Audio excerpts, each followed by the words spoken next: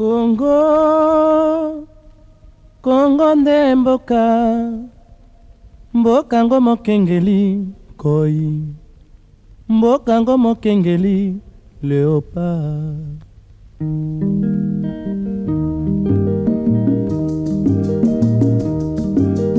Mikolo tosekanaki na mosolo ya mboka Congo ekoki, tofungwani misolelo, tomoni bozoba nyonso tosali mpo ya kobongisa Congo Avenir.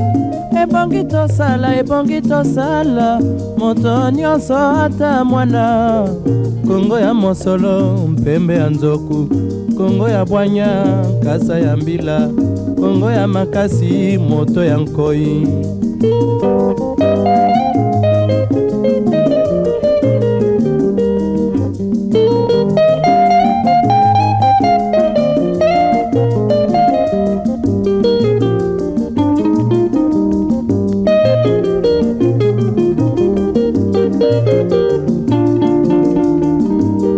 Mikolo tosekanaki na mosolo ya mboka Congo ekoki, tofungwani misolelo, tomoni bozoba nyonso tosali mpo ya kobongisa Congo Avenir.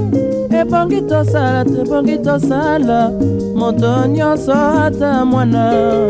Congo ya mosolo mpembe ya nzoku, Congo ya bwanya nkasa ya mbila, Congo ya makasi moto ya nkoi. Congo nde mboka, Congo mboka ya bankoko.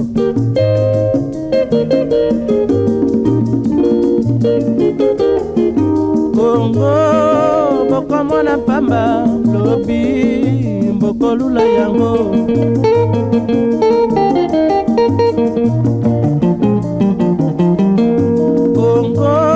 Congo ya Afrika, Congo mboka ya kitoko.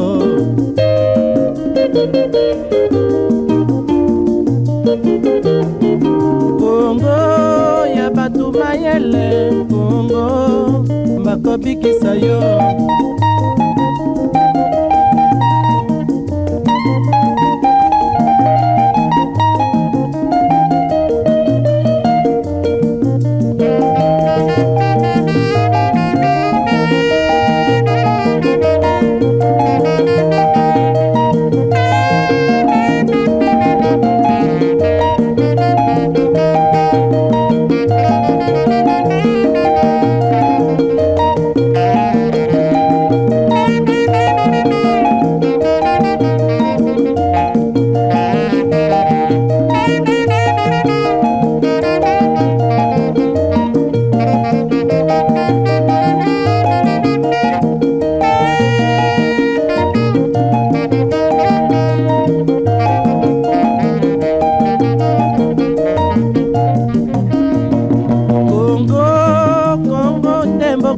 Congo mboka ya bankoko.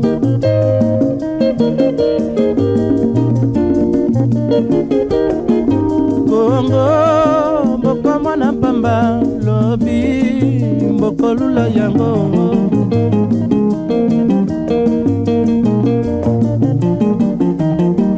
Congo bana bazali koyekola Congo bakobikisa yo.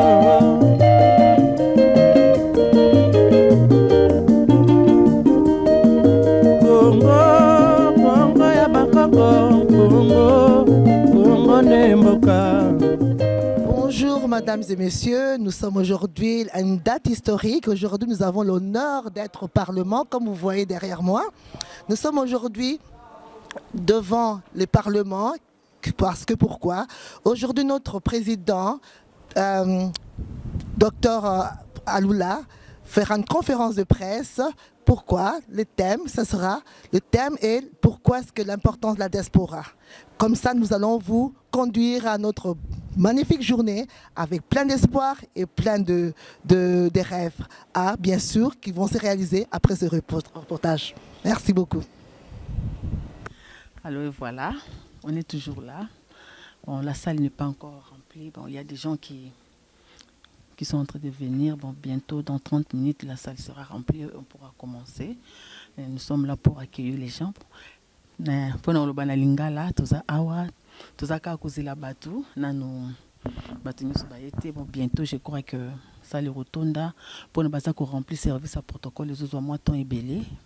Toye o ezali conférence de presse oyo moi namboka George Alula abosala lelo pour na ça va parlementaire européen et puis la diaspora que tango ekoki oyo biso bana ya Congo o tozana diaspora to yaki awa mais to yekoli makambo ebele to comme na to sub expérience ebele expertise ebele ce que ngonge ekoki oyo tokende kozwa makambo na mboka en main tozonga na mboka pona tokende kotombola ekolo na biso classe politique eza na mboka échoué alors biso bana ya diaspora ngonga na biso koki oya kokei na mboka yango wana lelo tosangani awa iloko toye kosala awa ezali nde pona yango. Bon, ma concert Thérèse, puisqu'on anime à deux, alors je te passe encore la parole. Ok, comme tu as dit ma sœur justement Anne-Marie, qu'effectivement la diaspora a un grand rôle pour le développement de notre pays. Nous sommes obligés de participer et c'est important que nous, en tant que membres de la diaspora, nous puissions être impliqués à la décision de notre pays. Comme nous sommes ici, nous avons l'occasion aujourd'hui de pouvoir exprimer et de poser les questions à notre président aujourd'hui. Donc la diaspora a le pouvoir aujourd'hui de pouvoir demander tout ce qu'il leur veut demander en ce qui concerne ces changements. On nous a donné la chance en tant que membres de diaspora de participer. Et voilà, aujourd'hui, nous avons le plaisir, le privilège de contribuer à ces grands moments historiques. Awa, nazali toujours na concert nangai Thérèse Digo et na toku na kutani pesu na une dame Awa a impressionné mingi pourtant na oki oya kosala boyoka na zo poser question mokai à se présenter et puis à koyeb Sabino et lokoni na salaka.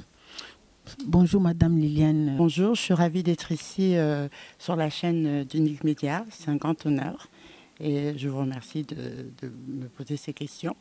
En fait, je m'appelle effectivement Liliane Wakou Maloumele et ça fait plus de 20 ans que je travaille en tant que consultante en communication et en stratégie d'image. Donc, c'est mon métier. Et je suis venue ici à titre amical et patriotique, puisque M. Alula m'a demandé de pouvoir officier en tant que maître de cérémonie. Et voilà. Donc, j'espère que tout se passera bien. Et avec vous aux commandes pour ce reportage, vous pourrez rendre compte de l'atmosphère, l'ambiance et du sérieux aussi, surtout des objectifs qui seront présentés aujourd'hui. Okay, merci Madame Liliane pour votre réponse. Bah, téléspectateurs oyo Yalingala, je crois boyoki na ba momuke boyoki maman na bisa lobi ezali musala o asala rabanda kala azali experte côté wana asala makambe belé yango wana 42 tozoloba a na diaspora tozali na expert toyekoli makambe belé awa oyo to rememango na mboka na biso ba connaissance tozuwa. Merci beaucoup ma sœur et consoeur Anne-Marie. Comme elle a bien expliqué, nous sommes aujourd'hui dans une date bien historique pour la diaspora. C'est une occasion pour nous, de la diaspora, de s'exprimer, de poser des questions qu'il faut. Et pourquoi la diaspora? C'est pour ça aujourd'hui, notre président unique va nous expliquer pourquoi la diaspora. Et la diaspora s'élève parce que nous avons tous les éléments nécessaires pour que la diaspora puisse prendre la relève maintenant et que aujourd'hui nous sommes tous ici dans cette salle pour pouvoir écouter comment, pourquoi nous avons choisi la diaspora de manifester et d'agir. Et comme vous le voyez, beaucoup de personnes déjà sont en train de venir. Nous sommes maîtres de cet endroit aujourd'hui et nous pourrons enfin s'exprimer et puis, comme je l'ai dit avant, donc pouvoir poser des questions qu'il faudrait. Je repasse la parole à ma consoeur Anne-Marie. Merci Thérèse. Téléspectateurs Oyo Yalingala, bon, ndenge Thérèse a utukoloba, ndenge toloba ki pena libanda, lelo toye awa, pona koyoka George Alula, mwana mboka, Oyo asangisi biso bana diaspora, pona toya kolakisa. Peuple congolais que diaspora toza capable pour toi qui na mboka oyo toye koli makambo belé oyo toyebi kosala yango tango ekoki po tozonga na mboka na biso tokende kotombola ekolo na biso classe politique eza na mboka échoué mboka na biso ekufi yango biso diaspora mayele tozwi awa na mboka bapaya na kala tango tobandeki koyoka bazoloba kuna na mboka ke toza na besoin d'expert ezalaki mindele baya po baya kosala misala mais lelo oyo baza so na besoin d'expert te po baexpert yango ezali biso moko ba oyo toye na mboka oyo toyekoli na mboka oyo tosali na mboka oyo tookipe ba poste amine na kati na mboka oyo biso moko tozwi mayele o mindele wana bazali nango oyo tokozonga nango na mboka na biso mpona tokende kotonga ekolo na biso yango nde lelo oyo Dr Georges Alula abengisi biso awa po tolakisa bamindele communauté européenne que nous la diaspora nous sommes capables tango yango ekoki oyo tolingi tozwa makambo na maboko voilà pourquoi tozali awa. Pour le moment, tokozwana nous pose moké, bomoni ambiance na salle bato baza ndenge bato baza koya, tokokuta na sima merci. D'abord merci pour avoir répondu à l'invitation du docteur Alula, président du Bureau national de l'UNIC. Donc le mouvement de l'unité congolaise et ensuite, comme je l'ai dit, unique, qui veut dire donc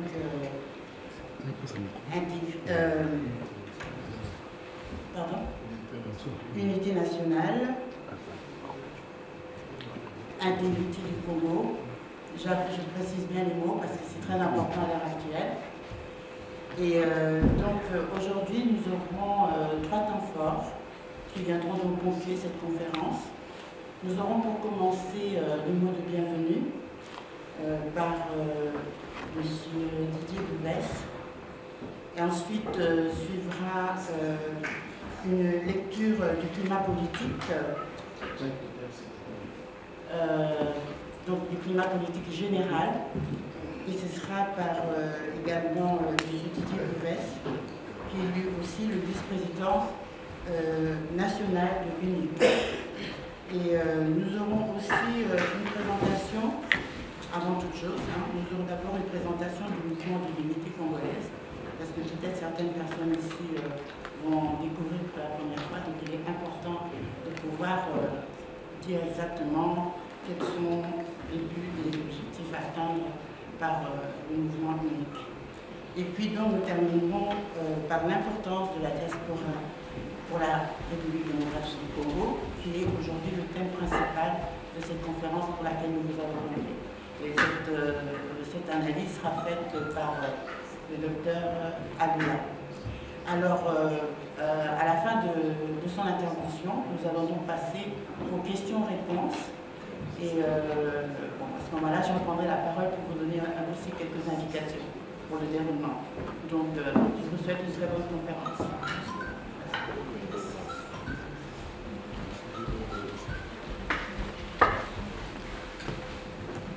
Alors, la parole est à vous. Merci de m'avoir accordé la parole. Chers compatriotes, mesdames, messieurs, distingués invités, au nom de notre parti unique, permettez-moi tout d'abord de dire combien je suis heureux que cette conférence ait lieu dans cet hémicycle Parlement européen, un lieu combien symbolique, historique et emblématique. Dans cette enceinte où l'expression des aspirations démocratiques du peuple européen s'exprime, je crois que c'est un signe très fort de reconnaissance pour le combat que nous avons toujours mené ici, donc de la diaspora. Je félicite les organisateurs, les responsables du Parlement européen de nous avoir permis d'être dans ces lieux. Je remercie aussi mes compatriotes qui sont venus de loin, du Canada, des États-Unis, de l'Angleterre, de la France et d'autres pays. Malgré que c'est un jour ouvrable, mais les gens se sont déplacés si nombreux. Je vous remercie pour cette disponibilité. Je m'adresse à vous ce matin, cet honneur qui m'échoit, c'est pour dire que c'est un moment historique au tournant de la situation, au tournant de notre pays, et que la diaspora, les membres de la diaspora, doivent être unis pour que demain nous puissions démarrer avec un nouveau Congo. Je crois que l'importance de la réunion d'aujourd'hui, dans les thèmes qui sera abordé, qui porte sur l'importance de la diaspora pour la République démocratique du Congo, cet événement est l'aboutissement d'un combat que nous avons mené ensemble.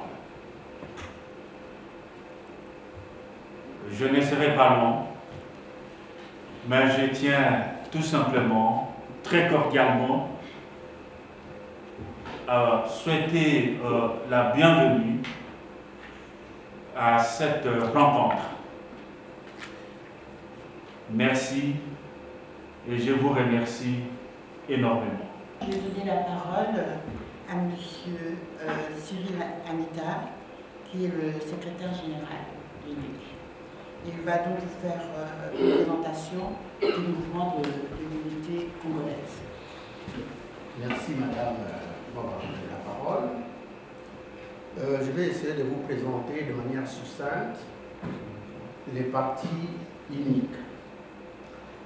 Mesdames, Messieurs, les partis uniques, c'est un parti qui s'appelle, qui a la définition que Madame a donnée, Unité nationale et intégrité du Congo.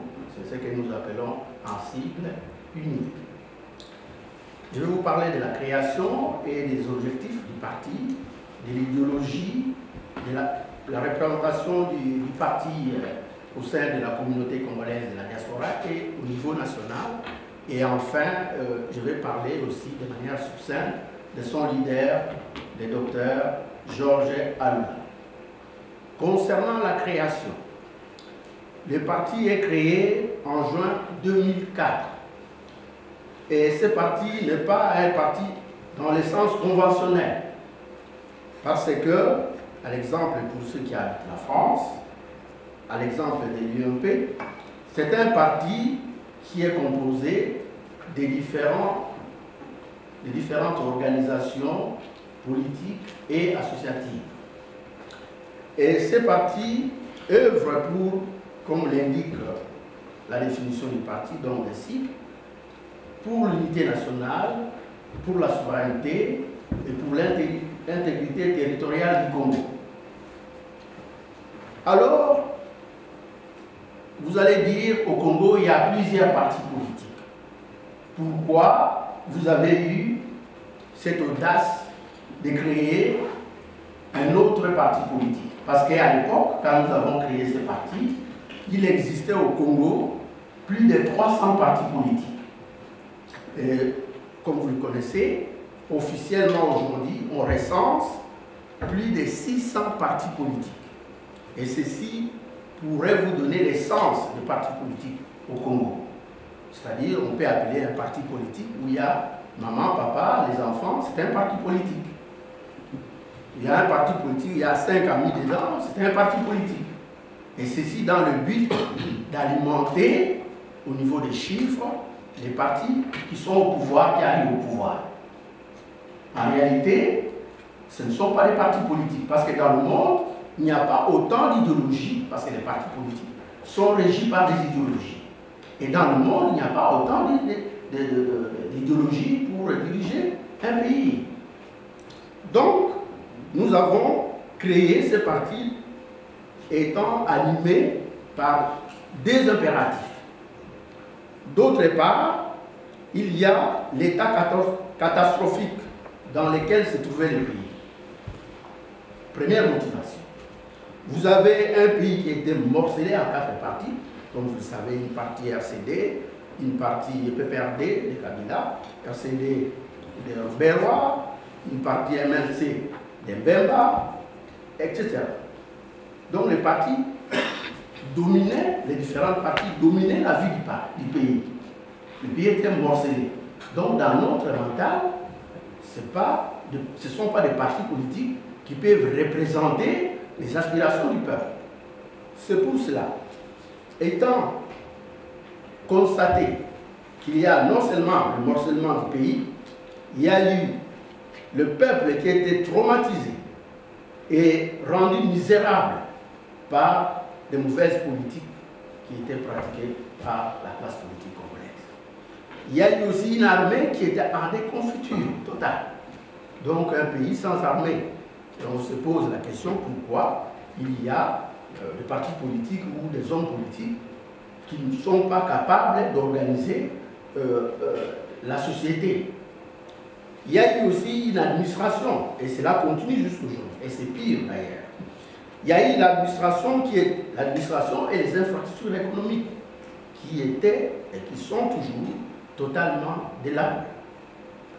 Il y a eu aussi, dans les constats, une absence totale des institutions démocratiques et des libertés fondamentales. Toujours dans les cadres des constats, nous avons en présence une classe politique divisée qui s'est querellée et qui se querelle jusqu'aujourd'hui pour des problèmes égoïstes, pour des positionnements de postes et qui ne travaillaient pas pour l'intérêt général. Et enfin, comme vous le constatez, le pays était en totale déliquescence. C'est une première motivation qui est tout à fait démocratique et patriotique qui nous avait poussé de croire de l'inexistence, de l'inefficacité des partis politiques qui existaient sur les terrains. Deuxième motivation, c'est notre volonté. Je parle de la volonté des initiateurs, des fondateurs. Notre volonté et notre engagement d'apporter au Congo une nouvelle offre politique, une rupture par rapport à ce qui se pratique aujourd'hui, jusqu'aujourd'hui d'ailleurs. C'est-à-dire un besoin des gens nouveaux, disons des personnes nouvelles, un besoin de nouvelles méthodes, de nouvelles pratiques, un besoin de la bonne gouvernance. Et toujours dans la motivation qui concerne notre engagement pour un Congo nouveau, nous avons pensé que nous devons mettre fin à ce cycle de l'échec permanent depuis 1960 jusqu'à ce jour.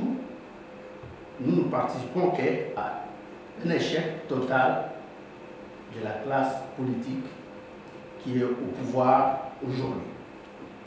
Et ces deux motivations étaient suffisantes pour nous permettre de créer ces nouveaux partis politiques que nous appelons Unité nationale et intégrité du Congo.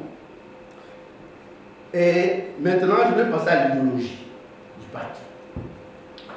Notre parti a une ligne idéologique très forte et très riche.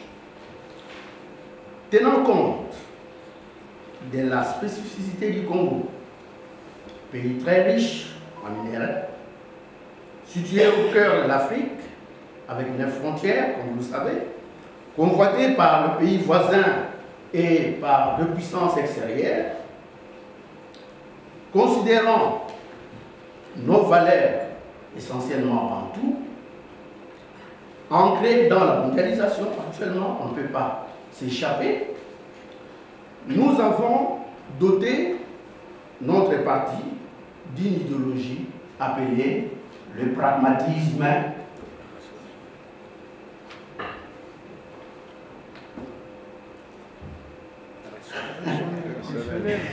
Donc, l'idéologie, parce que je pensais, c'est que quand nous avons, c'est vrai de dire ou pas, quand nous avons créé ce parti, j'ai vu après quelques années, Obama a repris cette phrase-là, le pragmatisme rationnel.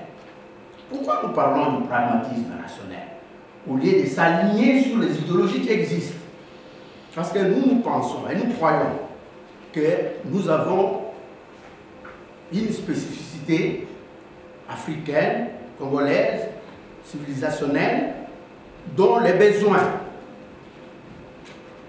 de la population, les aspirations ne correspondent pas aux idéologies établies. Et nous avons d'une part observé les pratiques des relations internationales.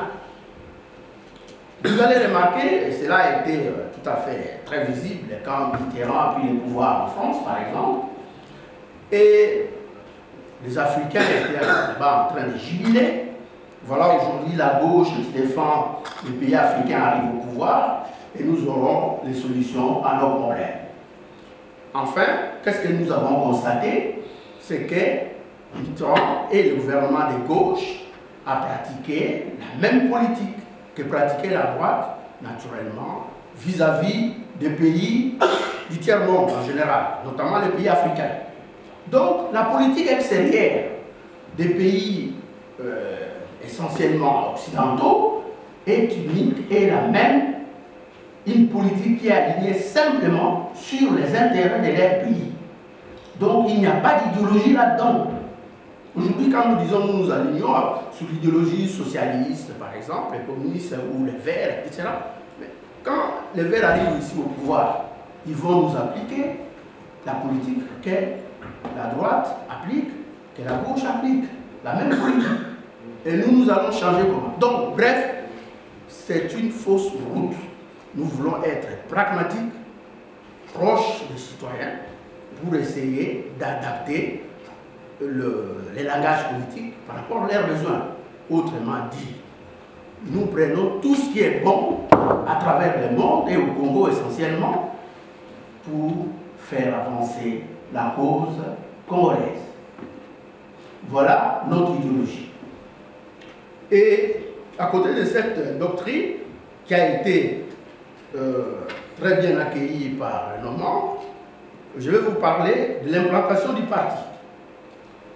Bon, là-dessus, il y a un débat. Est-ce que quand on dit les partis existent, quand on dit les partis vivent,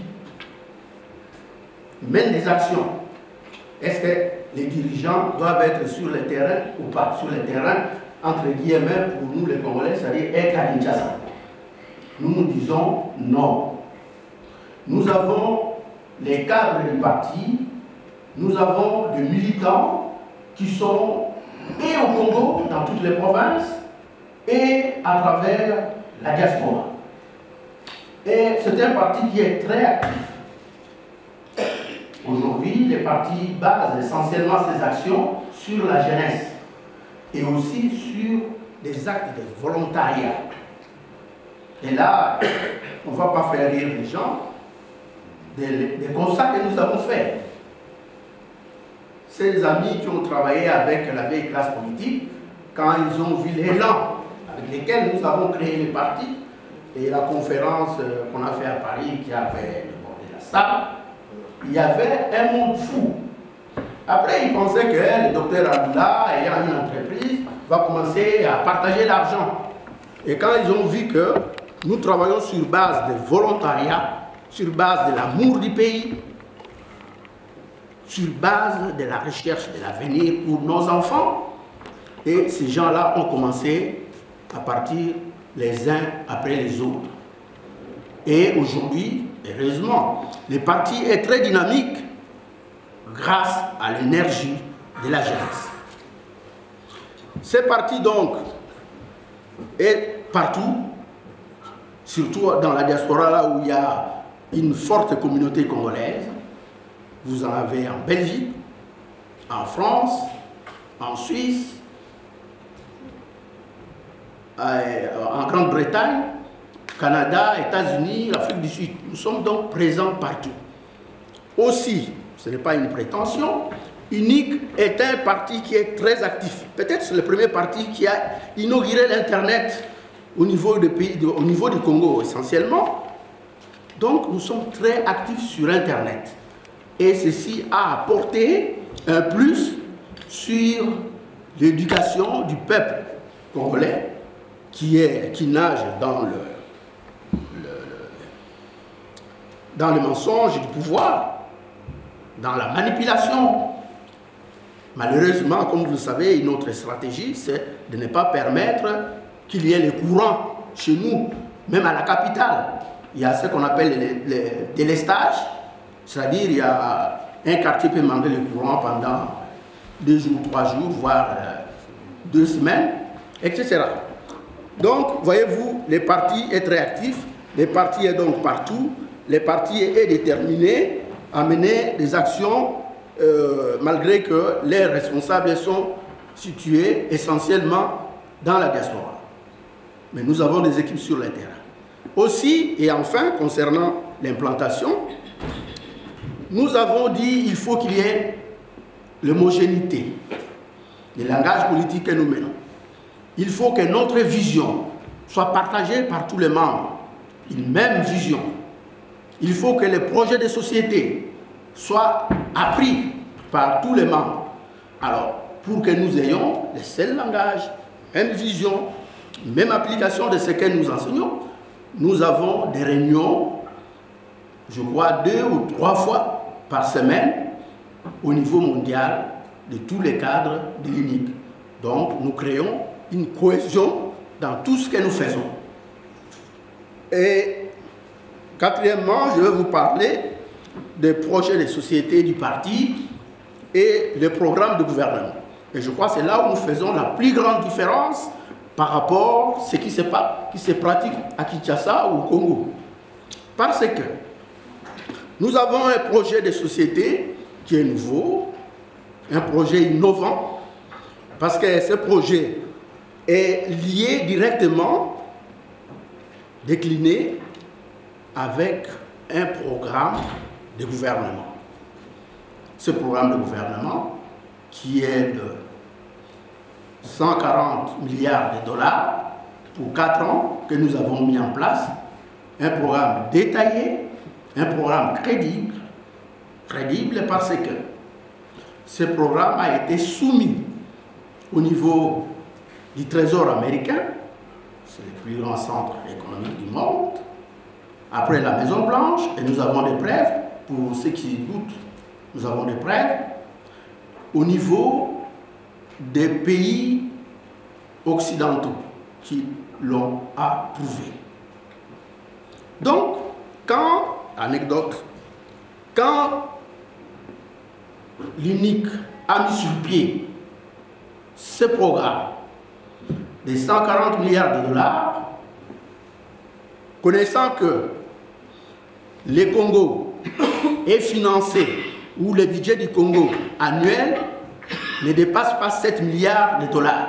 Les gens ont dit, ah voilà, l'UNIC est composé des aventuriers, où ils vont prendre les 140 milliards, donc c'est une aventure. Et quand ils ont ignoré que le docteur Georges Aloula a travaillé dans le milieu des finances des plus grandes sociétés multinationales, comme Société Générale, Renault, etc. Donc il a appris des pratiques budgétaires, où chercher l'argent pour financer quoi, quels sont les partenaires qu'on pourra avoir.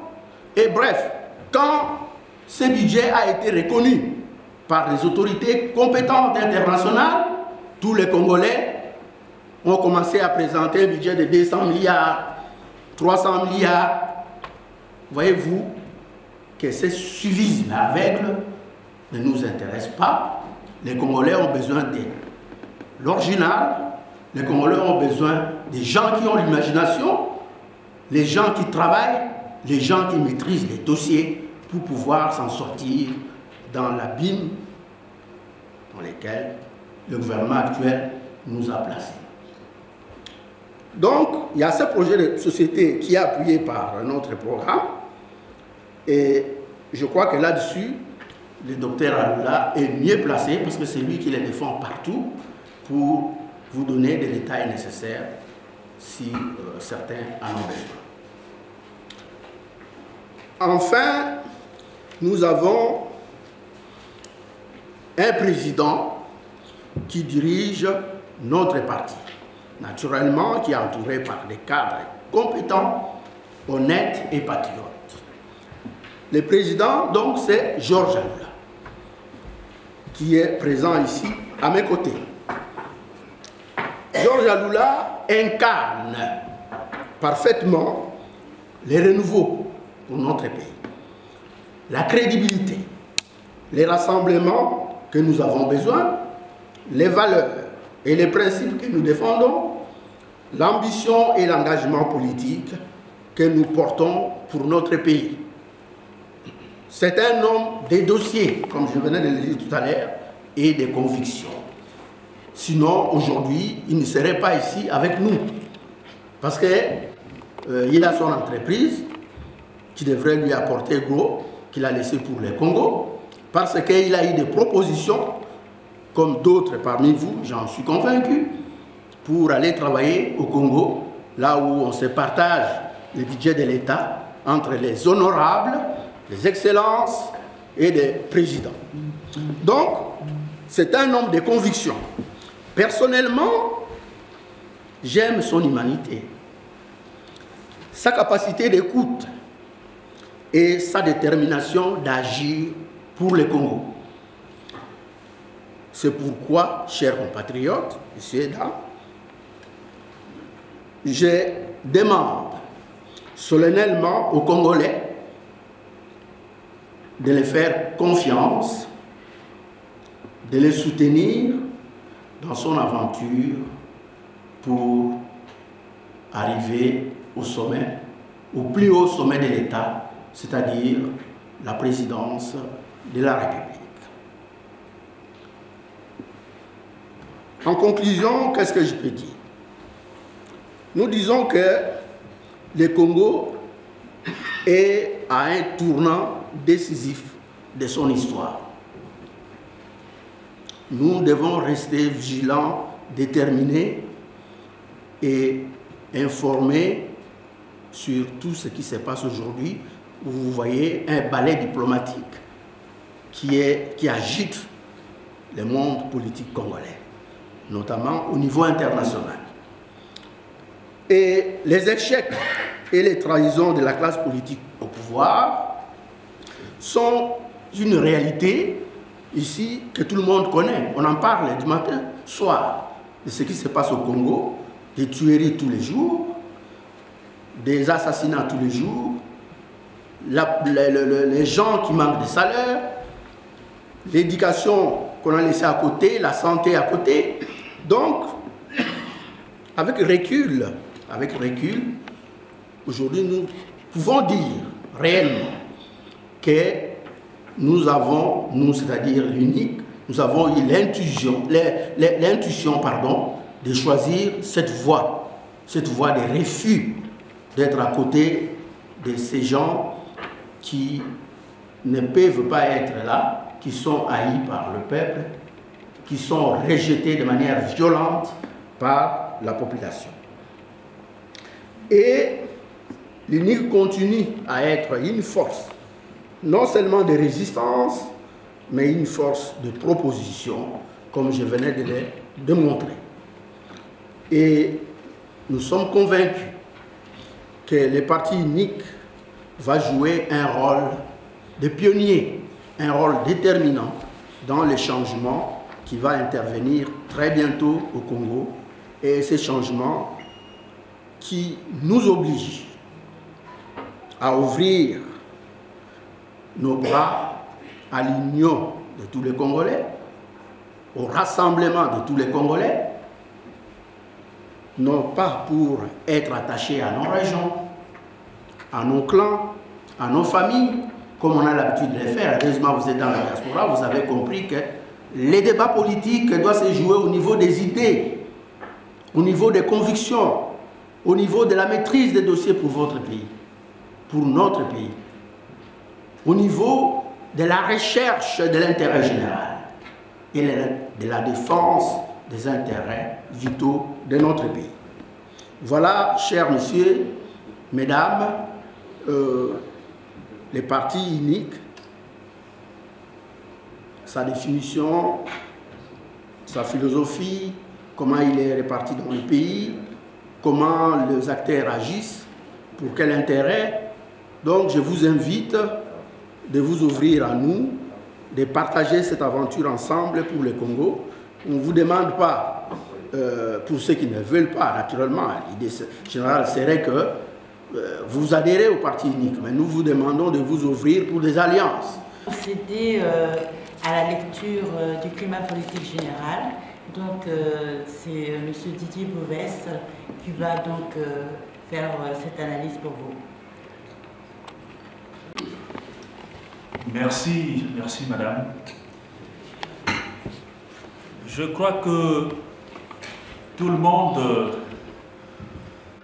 suit de très près la situation de notre pays et quasiment tous les Congolais sont devenus des observateurs bien avertis. En ce qui concerne le climat politique aujourd'hui, nous savons tous que le Congo traverse une crise profonde, existentielle. Une crise profonde provoquée par l'instabilité et des incertitudes qui persistent. Et nous avons deux instabilités qui endeuillent notre pays, qui mettent des doutes quant aux perspectives d'avenir de notre pays. Il s'agit d'abord des instabilités institutionnelles, où aujourd'hui le Congo se retrouve avec des institutions à mandat électif illégitime, notamment par l'institution présidence de la République, l'Assemblée nationale, l'Assemblée provinciale et au niveau des gouvernements. Et après ces institutions, cette instabilité institutionnelle, notre pays est caractérisé par l'instabilité sécuritaire. Tout le monde sait aujourd'hui que le Congo est émaillé, l'histoire de notre pays présente, est émaillée par des foyers de tension qui sont créés partout dans le Congo et principalement à l'est de notre pays. Cette instabilité nous met dans une situation dans laquelle le Congolais se pose des questions sur l'essentiel. L'essentiel, à l'heure actuelle, ce sont des élections. Et le Congolais est très averti et il cherche absolument que nous puissions avoir des élections crédibles, transparentes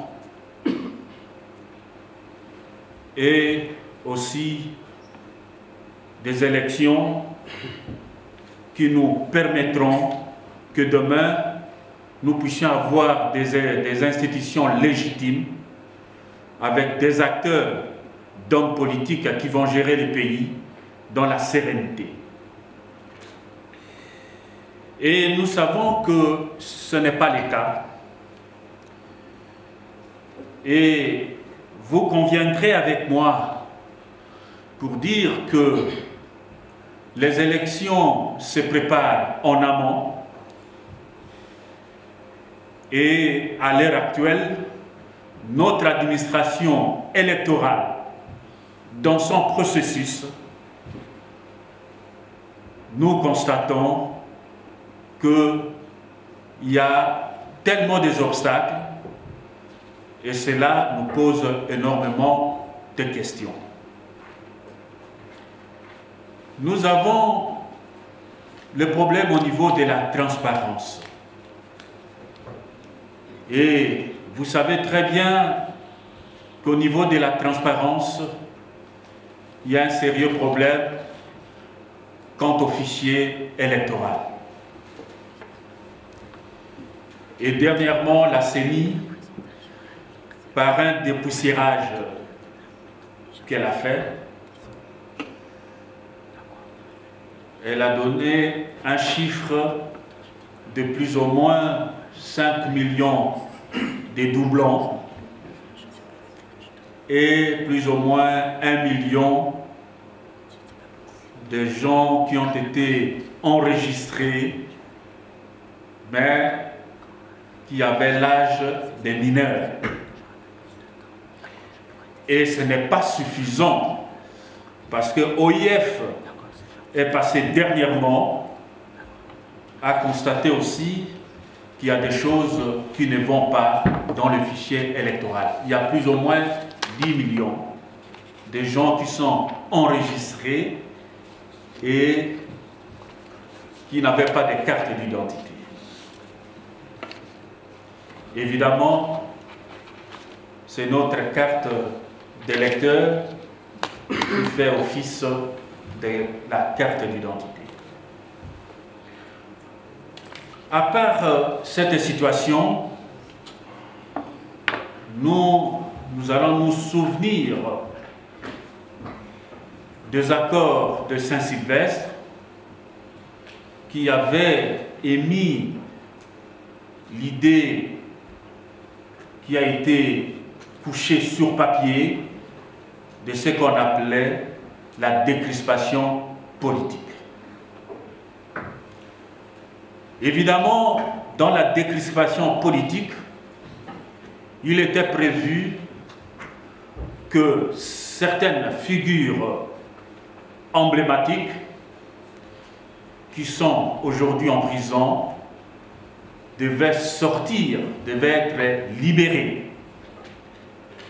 Mais à l'heure actuelle, nous constatons qu'au lieu de libérer ces figures emblématiques, le pouvoir arrête de nouveaux visiteurs dans les prisons. Et c'est ça ce qui pose énormément de problèmes dans notre pays. Et cette situation ne se situe pas seulement au niveau du Congo, mais c'est aussi à l'extérieur.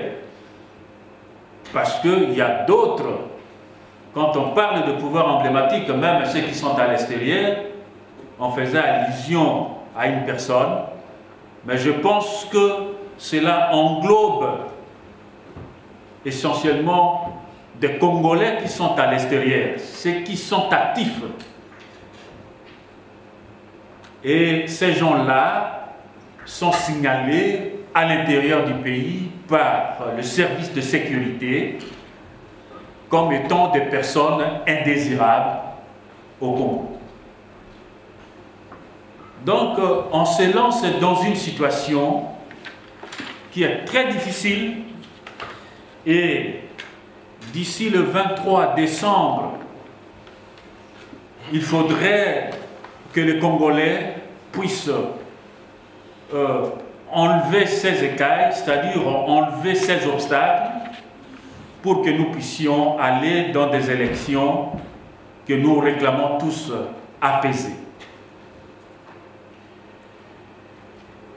Mais il faut tout simplement, dans le stade actuel, retenir que ce n'est pas le cas, mais il faut que la pression puisse continuer Parce que si ça continue comme nous constatons présentement, il serait difficile d'aller dans ces élections-là.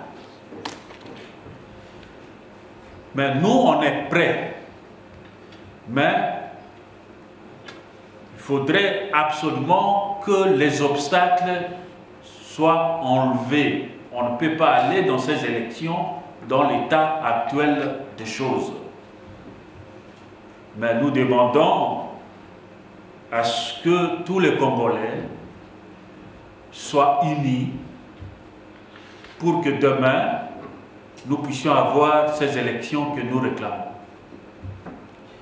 Autre chose qui s'avère des embûches sur le chemin de ces élections, c'est le problème le fameux problème de machine à voter. Malgré que cette machine à voter que les Congolais quinois appellent, et les Congolais globalement, généralement appellent aujourd'hui machine à tricher, personne, même de l'extérieur, nos partenaires, personne ne veut en entendre parler. Mais la CENI s'approche à cela. Et tout observateur sait très bien que la CENI, à l'ère actuelle, c'est en quelque sorte l'appendice. L'appendice, évidemment, de la présidence de la République. Autre chose encore qui pose problème à l'ère actuelle, et nous avons suivi dernièrement, c'est la question de la composition de la Cour constitutionnelle. Nous savons tous comment les membres ont été recrutés et comment ils ont rejoint ces corps, cette Cour constitutionnelle. Et ce sont des partisans d'une partie, d'une composante qui sont dedans. Et voilà, au lieu que les élections, comme formellement est indiqué que les élections puissent résoudre des problèmes, on a l'impression qu'avec l'administration, la machine de l'administration actuelle, on risque de tomber dans une situation de conflits post-électoraux. Et c'est visible. Tout le monde sait que si les choses actuelles, si le pouvoir en place essaie de faire des élections avec ces obstacles, effectivement, nous allons arriver dans cette situation des crises, des conflits post-électoraux, et que le peuple congolais qui a tant souffert et qui attend un changement serait dans une situation tétanisée, dans une situation où il faudra agir autrement. Voilà brièvement, je sais que tout le monde connaît bien la situation du Congo et je crois que le problème épineux, c'est ce problème-là des élections et la question que nous nous posions tous, c'est de se dire à quoi sert d'aller aux élections dans des conditions actuelles dont on connaît déjà les résultats, parce que le pouvoir en place veut se maintenir. Voilà brièvement, et je crois que c'est ça l'essentiel, donc des notions dans les élections, dans le processus électoral, des notions très importantes, c'est la transparence et l'équité. La transparence, nous avons évoqué que ça pose un problème. Il en est de même de l'équité. L'équité, c'est-à-dire qu'il y a une composante qui a confisqué toutes les ressources de la nation. Il a confisqué, cette composante a confisqué toutes les ressources, toutes les richesses. pour que ces politiciens véreux puissent avoir des moyens pour acheter des consciences, acheter la population pour que le vote leur soit favorable. Voilà brièvement ce que je voudrais dire et je me limite là et je vous remercie.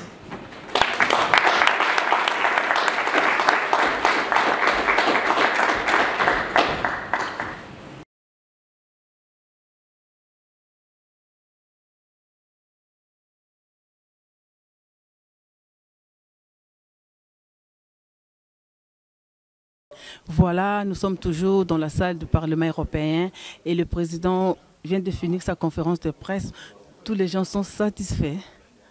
Et maintenant, on ne pouvait pas le laisser partir comme ça. Alors, nous avons 2 questions à lui poser. Ma consoeur Thérèse va d'abord poser sa question et moi, j'aurais préféré parler en lingala parce que le président a fait vraiment un exposé qui est vraiment très, je vais dire, de technocrate, très professionnel, mais il y a aussi nos compatriotes qui ne comprennent pas vraiment le français, qui ne comprennent pas toutes ces données-là.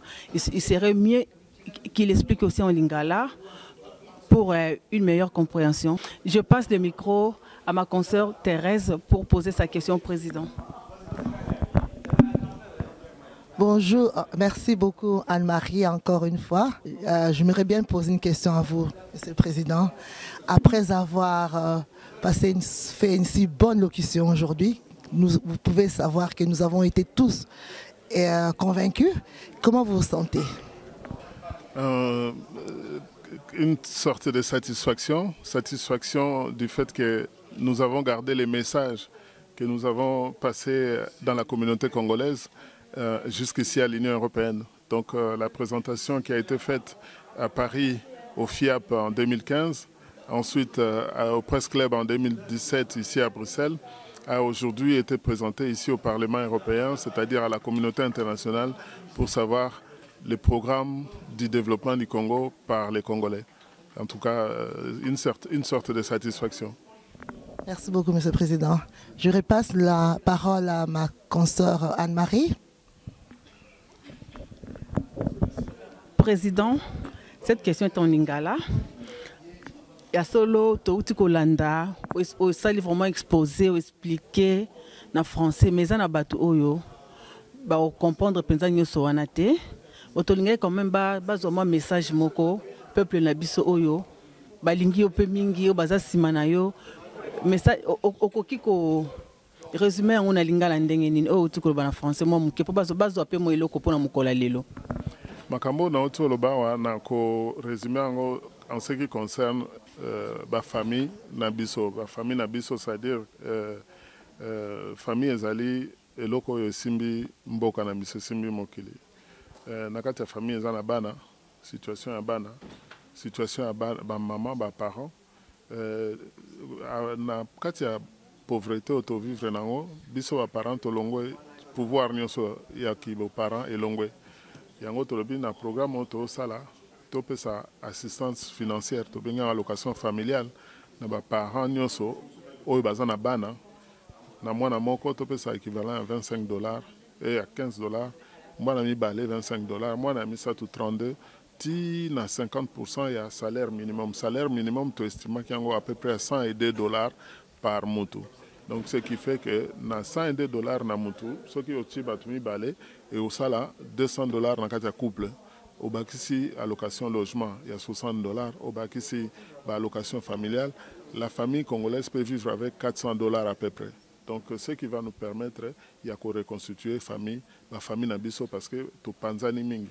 Alors question, montuna batuna inga wali au sandeni, to sandeni parce que technologie les réseaux permettre biso à partir de l'analyse ya makila, il y a qu'à mwana za mwana nani.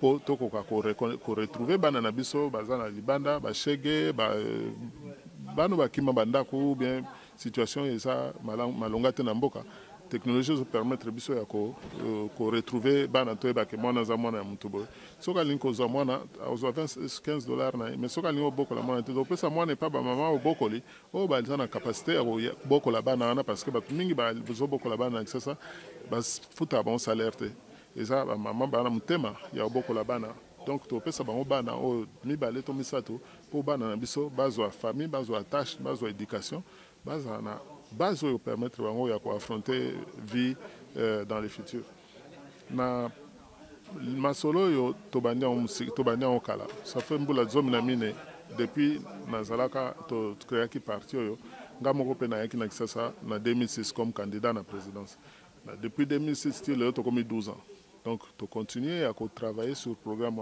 so bomoni biso lelo na kati ya Union européenne parce que to convaincre bato na programme to anango na intérêt nango po na mboka na biso pe po na bango lokola ba partenaire na biso ko convaincre bango ezaki musala moko ya mulai ti to ekokoma na invitation ya koya kosolola wa po mutu nyonso yeba ide nini ya na kati ya makanisi ya bato ya diaspora ya Congo oyo toyokaki ba américain ba lobi oyo toyokaki ba français ba lobi oyo toyokaki ba belge ba lobi boya olobela ngo biso nyonso po toza 27 pays boya kosolola na biso nyonso yango na bomonaki lelo awa to avantage aki présentation moko assez professionnelle oyo elakisi ke toyebi mosala tokosala mais mpona honneur ya mboka.